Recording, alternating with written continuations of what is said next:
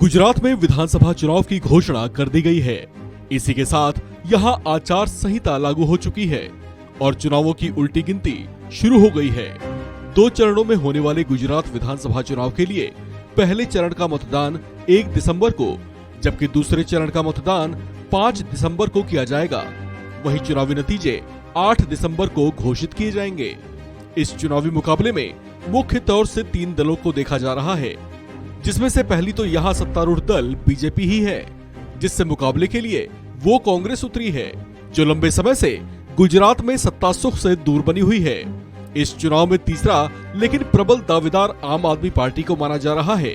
गुजरात के विधानसभा चुनाव में पहली बार उतरी आम आदमी पार्टी का ये डेब्यू मुकाबला है, लेकिन इस चुनाव को लेकर उसका कॉन्फिडेंस इतना उफान मार रहा है कि चुनावी तारीखों की घोषणा होते ही आप नेता अरविंद केजरीवाल ने एक ट्वीट कर ये ऐलान कर डाला कि अब की बार गुजरात में आपकी ही सरकार बनने जा रही है। इस चुनाव में तीनों दलों के संभावित सीएम फेसेस की बात करें तो बीजेपी की ओर से भूपेंद्र भाई पटेल, कांग्रेस की ओर से जगदीश भाई मातोजी ठाकुर, जबकि आम आदमी पार्टी की ओर से गोपाल इटालिया सीएम पद के दावेदार हो सकते हैं। इनमें सबसे पहले बात अगर बीजेपी की जाए तो कहा जा रहा है कि इस चुनाव में बीजेपी मुख्यमंत्री भूपेंद्र भाई पटेल के नेतृत्व में ही चुनाव लड़ेगी। ऐसा इसलिए भी कहा जा रहा है क्योंकि साल 2017 के गुजरात विधानसभा चुनाव से 15 महीने पहले जब विजय रूपाणी को सीएम बनाया गया था तो उन्हीं के नेतृत्व में चुनाव भी लड़ा गया था और चुनाव जीतने के बाद फिर से सीएम भी उन्हीं को बनाया गया था। ऐसे में अब इस चुनाव में सीएम भूपेंद्र भाई पटेल का नाम खूब चर्चाओं में छाया हुआ है। कांग्रेस की ओर से सीएम फेस कैंडिडेट के तौर पर जगदीश भाई मातोजी ठाकुर का नाम चर्चाओं में है।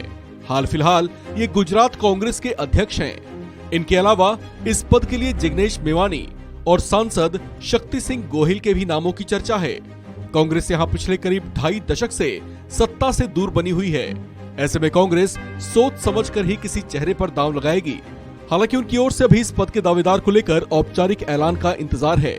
गुजरात विधानसभा चुनाव में डेब्यू करने जा रही आम आदमी पार्टी की ओर से सीएम पद के चेहरे के तौर पर गोपाल इटालिया को देखा जा रहा है।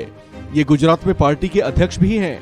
ये हाल ही में तब चर्चाओं में आए थे जब इन्होंने पीएम मोदी को लेकर विवादित टिप्पणी कर दी थी, जिसके बाद इन्हें हिरासत में भी लिया गया था। ये पार्टी का युवा चेहरा है, लेकिन जुझारू छवि रखते हैं। आपको बता दें कि गुजरात में 24 सालों से बीजेपी का शासन है। ऐसे में उसकी पकड़ भी मजबूत समझी जा रही है। लेकिन पिछले कुछ महीनों से जिस तरह से आम आदमी पार्टी को गुजरात में एक्टिव देखा गया है, उसे लेकर यहाँ के सियासी गलियारों में खूब चर्चाएं रही हैं। गुजरात प्रधानमंत्री मोदी और गृह मंत्री अमित शाह का होम स्टेट होने के नाते यहाँ होने वाले विधानसभा चुनाव की वजह से ये खूब चर्चाओं में बना हुआ है। ऐसे में इस मुकाबले के बेहद रोमांचक होने की भी संभावनाएं हैं। इस खबर में फिलहाल इतना ही।